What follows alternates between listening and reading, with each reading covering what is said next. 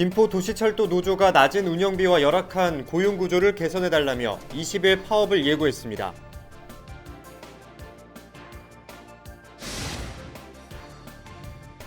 인천시가 시민투표를 통해 인천형 뉴딜 10대 대표 과제를 선정했습니다. 2025년까지 12조 원을 투입해 21만 개의 일자리를 창출한다는 계획입니다.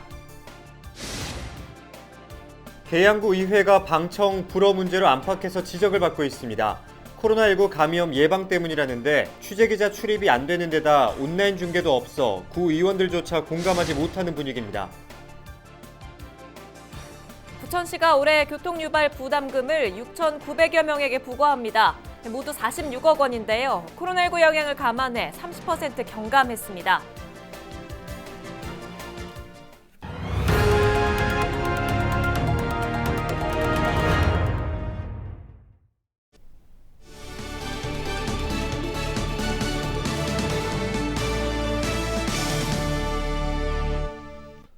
여러분 안녕하십니까? 헬로티비 뉴스입니다. 김포도시철도 노조가 도시철도 개통 1년 만에 파업에 들어가겠다고 선언했습니다. 노조는 모회사인 서울교통공사에 낮은 운영비와 열악한 고용구조를 개선해달라고 요구해왔지만 받아들여지지 않자 파업이라는 강수를 든 것으로 보입니다. 이세진 기자와 자세히 짚어보겠습니다. 이 기자, 김포도시철도 노조가 파업을 예고한 그 이유부터 좀 살펴볼까요? 네, 김포도시철도 노조가 오는 20일 파업에 들어가겠다고 선언했습니다.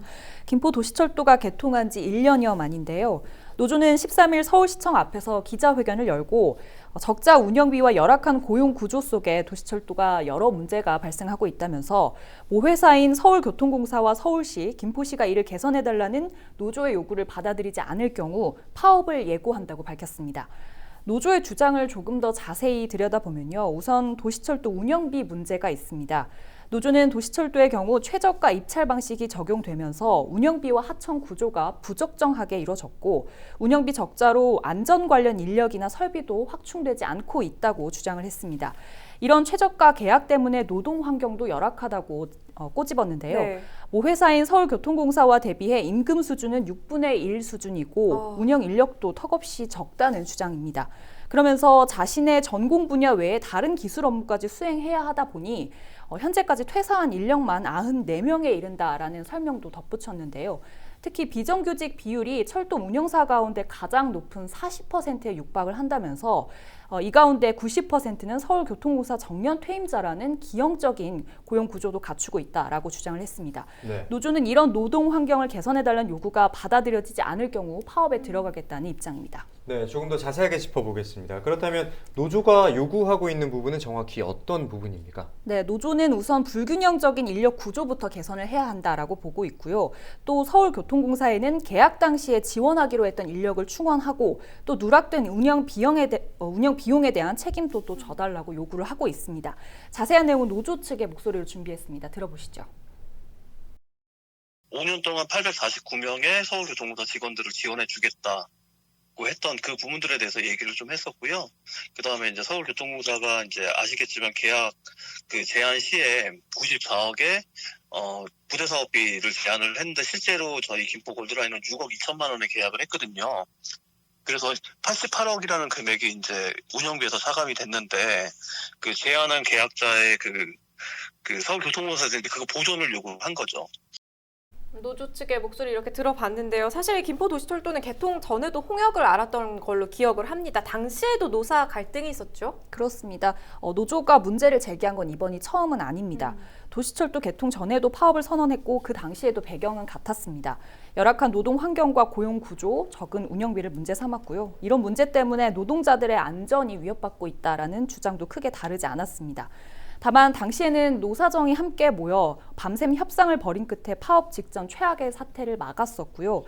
당시 노사정은 합의체를 구성해서 합의되지 않은 문제들을 논의하겠다 이런 계획을 내놓기도 했었는데 하지만 이후에도 노사 간의 교섭이 여러 차례 결렬이 되면서 개통 1년 만에 노조가 다시 한번 파업을 예고하기에 이르렀고요. 네. 결국 갈등이 봉합되지 않았다는 걸 증명했습니다. 네, 노사 갈등이 제대로 봉합된다면 좋겠지만 오랫동안 갈등이 이어왔던 탓에 이 해결책을 쉽게 찾을 수 있을지 걱정입니다. 네. 더욱이 파업이 현실화된다면 시민들도 불편을 겪을 것 같은데요. 네, 사실 철도 같은 필수 공익 사업의 경우는 파업이 이뤄지더라도 최소한 그 필수 업무를 담당해야 할 직원들은 유지시키도록 강제할 수 있는 법이 있습니다. 네. 때문에 파업이 이뤄진다고 해도 운행상에는 차질이 없을 수 있다 이렇게 겉으로는 보여질 수 있는데요. 그렇다고 문제가 아예 없다고 볼 수는 없습니다. 네. 부족한 인력 안에서 운행이 되다 보면 서비스 질 저하는 물론 안전 문제에서도 자유로울 수가 없겠죠. 이런 상황에서 노조는 모회사인 서울교통공사와 합의점을 찾지 못하면 무기한 파업까지도 고려하고 있다는 입장입니다. 다만 파업 전까지도 노사 교섭은 계속 이뤄질 예정이기 때문에 합의에 따라서 파업이 현실화될지는 조금 더 지켜봐야 할 것 같고요. 파업에 들어가면 지역 내 파장도 만만치 않을 것으로 보이기 때문에 보다 신중한 판단이 필요해 보입니다. 네, 파업 관련 새로운 소식 나오는 대로 전해주시죠. 이세진 기자였습니다. 네, 다음 뉴스입니다. 인천시 교육청이 오는 19일부터 학교 밀집도를 3분의 2로 완화하고 등교 수업일을 확대합니다. 이에 따라 초등학교 1학년은 매일 등교하고 중학교 1학년은 주 3회 이상 등교하게 됩니다. 또한 학생 수 300명 내외의 학교와 60명 이하의 유치원은 전체 등교가 가능합니다. 특수학교와 일반 학교의 특수학급 학생들도 지역 여건이나 학교 구성원의 결정에 따라 전체 등교할 수 있습니다. 시교육청은 지난 12일 사회적 거리두기가 1단계로 조정됐지만 학교의 준비 기간을 고려해 이번 주는 기존 단계에 따라 학사 일정을 운영할 계획입니다. 인천시가 인천형 뉴딜 10대 대표 과제를 선정했습니다. 특히 이번 과제 선정에는 인천 시민들이 직접 참여했는데요. 어떤 과제들이 선정됐을까요? 이재필 기자가 보도합니다. 코로나19와 기후위기로 사회와 경제 체계가 급변하고 있는 요즘 인천시가 새로운 성장 동력을 발굴하는 자리를 마련했습니다. 인천형 뉴딜 10대 대표 과제 선정. 특히 인천시는 시민 대토론회를 거쳐 과제를 선정합니다. 이미 온라인으로 시민 투표를 거쳐 20개의 과제를 후보군으로 압축한 상황. 이중 토론회를 거쳐 최종 10개 과제를 선정하는 겁니다. 그동안 인천시는 인천 7기 협치 정신에 걸맞은 시민과 함께 만드는 뉴딜을 완성시키기 위해 전국 최초로 뉴딜 전용 홈페이지를 개설해서 시민 여러분들의 의견을 수렴해 왔습니다. 토론 결과 수도권 매립지 종료를 위한 자원순환 정책 실행 등 10개 과제가 선정됐습니다. 박남춘 인천시장은 시민들이 직접 뽑은 과제인 만큼 적극적으로 직접 챙기겠다고 강조했습니다. 시민들이 가장 많이 선택해 주신 뉴딜 대표 과제는 자원순환 정책이었습니다. 시민들의 이러한 염원을 귀담아 듣고 해당 과제를 실행할 수 있도록 최선의 노력을 다하겠습니다. 인천시는 인천형 뉴딜 사업을 위해 2025년까지 12조 5천억 원을 투입할 예정입니다. 그리고 사업을 통해 약 21만 개의 일자리를 창출한다는 계획입니다. 헬로티비 뉴스 이재필입니다. 한편 13일 열린 인천시민시장 대토론회에서는 이 자원순환도시 인천 범시민 행동 출범식도 열렸습니다. 범시민 행동에는 인천 지역 43개 시민단체가 참여했는데요. 이들은 수도권 매립지 종료와 친환경 자원순환 정책 수립을 위해 시민운동을 펼칠 계획입니다. 수도권 매립지는 오는 2025년 종료를 앞두고 있으며 인천시는 이를 위한 대체 매립지 조성과 자원순환 정책 수립을 추진 중입니다. 지방의회에서는 시민들이 직접 선출한 의원들이 집행부를 감시하고 우리 지역의 한 해의 살림살이를 살피는 역할을 하고 있습니다. 그렇다 보니 의원들이 시민들의 뜻대로 의정활동을 잘하고 있는지 확인하는 것도 중요합니다. 이를 위해 지방의회는 회기 중에 시민들의 방청을 허용하고 있습니다. 그런데 계양구의회가 최근 임시회를 연이어 비공개로 개최하면서 시민들의 알 권리가 제한된다는 지적이 나오고 있습니다. 김진재 기자입니다. 지난달 임시회 당시 코로나19를 이유로 방청을 불허했던 계양구의회. 계양구의회가 13일부터 224회 임시회를 시작했습니다. 이번 임시회 역시 일반 시민의 방청은 물론 언론사 출입도 통제됐습니다. 본회의장에 출입이 가능한 건 의원들과 구청 공무원, 구의회 직원들뿐입니다. 통제 이유는 지난달과 마찬가지로 코로나19 예방. 계양구의회는 사회적 거리두기가 1단계로 하향 조정됐지만 감염 위험을 줄이기 위해서라는 입장입니다. 하지만 연이은 방청 통제에 시민단체에서는 시민들의 알 권리가 침해되고 있다는 목소리가 나옵니다. 생중계 등 마땅한 대체 방안도 마련하지 않고 무작정 방청을 막는 건 부적절하다는 겁니다. 걱정이 된다면 그거에 맞는 이제 대책을 충분히 고민했어야 되는데 그 방법이 시민의 권리를, 주민의 권리를 제한하는 방법으로 하는 거는 좀 고민이 부족하지 않았나라는 생각이 듭니다. 보여줄 수 있는 방법들이 얼마든지 지금 시대에 얼마든지 있는데 그런 고민들이 좀 없었지 않았나. 실제로 인근 지방의회에서는 시민들의 방청을 허용하거나 생중계를 통해 의정 활동을 공개하고 있습니다. 지난 7일 임시회를 개최한 인천 부평구에는 마스크 착용 등 방역 수칙에 따라 일반인의 방청을 허용하고 본회의장은 인터넷 생중계를 통해 공개하고 있습니다. 지난달 임시회를 개최했던 경기도 부천시회 역시 생중계를 통해 의정 활동을 공개한 바 있습니다. 하지만 계양구에는 방청이 제한되는 데다 생중계도 하지 않는 상황입니다. 의사 일정이 끝난 뒤 올라오는 속기록 외에는 시민들이 의정 활동을 확인할 수 있는 방법이 없는 겁니다. 그런데 정작 계양구 의원들은 취재진이 확인하기 전까지 이런 방청 제한 조치를 알지 못했다는 반응입니다. 오히려 시민 방청을 허용해야 한다는 목소리도 나옵니다. 코로나 1단계로 하향 조정이 됐죠. 거기에 맞춰서 그 방역 수칙만 좀 잘 지켜나간다면 굳이 그렇게 그 방청을 불허할 이유는 없다고 보여집니다. 기본적으로 이제 시민이나 구민이 알 권리가 있고 또 방청할 권리가 있기 때문에 그건 당연하다고 생각하는데 이런 부분은 아마 의장님한테 건의를 해가지고 최소한의 인원을 방청할 수 있도록 한번 건의를 해보겠습니다.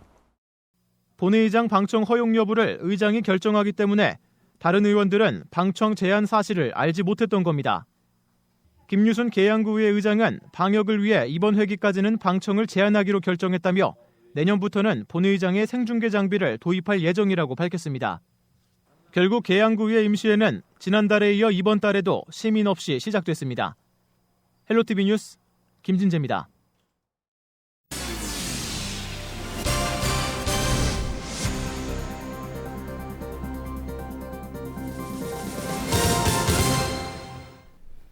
계양구가 내년 2월까지 구제역과 AI 특별 방역대책 상황실을 운영합니다. 구제역과 AI 의심 가축 신고 등 긴급한 상황이 발생할 경우 신속히 대응하기 위해서인데요. 계양구는 지난 2012년부터 현재까지 구제역과 AI가 유입된 적은 없지만 특별 방역대책 상황실 운영을 통해 병원체 유입 경로를 사전에 차단할 계획입니다. 부천시가 교통혼잡 유발 시설물을 소유한 사람 6,900여 명에게 교통유발 부담금 46억 원을 부과합니다. 나쁘게 하는 다음 달 2일까지로 올해는 코로나19 영향으로 교통유발 부담금이 한시적으로 30% 낮춰졌습니다. 다만 면적 4,000제곱미터를 초과하는 점포 가운데 백화점과 대형마트는 경감 대상에서 제외했습니다. 교통유발 부담금은 1,000제곱미터 이상 시설물 안에 개인 소유 면적이 160제곱미터 이상인 시설물 소유자에게 부과하고 있습니다. 부천 로봇파크가 우주선 VR 이종과 상호작용 모션 등을 응용한 체험형 콘텐츠를 새롭게 선보입니다. 부천 산업진흥원은 13일 부천 로봇파크 내 체험관에 우주선 탑승 등 VR과 가상현실을 경험할 수 있는 프로그램 등을 다수 도입했다고 밝혔습니다. 새롭게 만들어진 VR 콘텐츠에서는 롤러코스터와 바이킹 등 실제 놀이기구를 탑승한 것 같은 증강현실을 체험할 수 있습니다.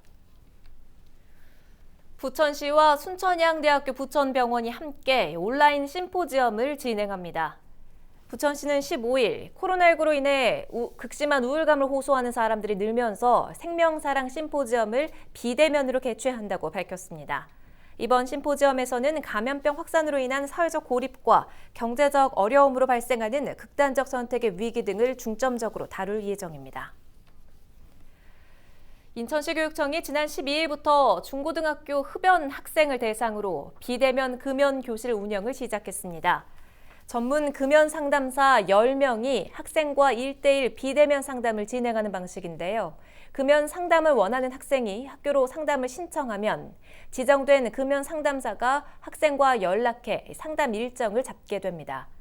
시교육청은 코로나19로 인해 학생들의 보건소를 방문하기 어려울 것으로 예상해 이번 비대면 금연 교실을 마련하게 됐다고 밝혔습니다.